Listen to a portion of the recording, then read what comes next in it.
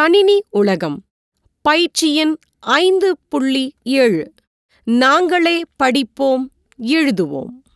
நான் தான் காவ்யா வீட்டின் செல்லப்பிள்ளை. அவள் அம்மா நாள்தோறும் என்னிடம் சமையல் குறிப்பு கேட்பார். அப்பாவோ அலுவலகத்திற்கு மின்னஞ்சல் அனுப்ப என்னை பயன்படுத்துவார். அவளின் தம்பி வண்ண வண்ணப் படங்களை வரைந்து என்னை மகிழ்விப்பான்.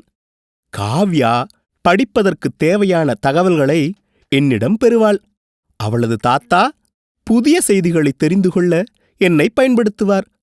பாட்டி இனிமையான பாடல்களை என்னிடம் கேட்டு மகிழ்வார்.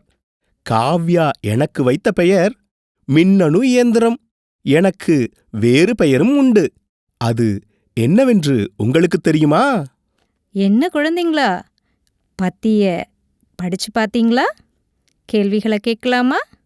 அதற்கான விடைய பத்தியிலிருந்து கண்டுபிடிச்சு எழுதிடணும். எழுத தயார்தானே? காவ்யா வீட்டில் இருக்கும் நான் யார்? காவ்யாவின் தம்பி எதற்கு என்னை பயன்படுத்துவான்?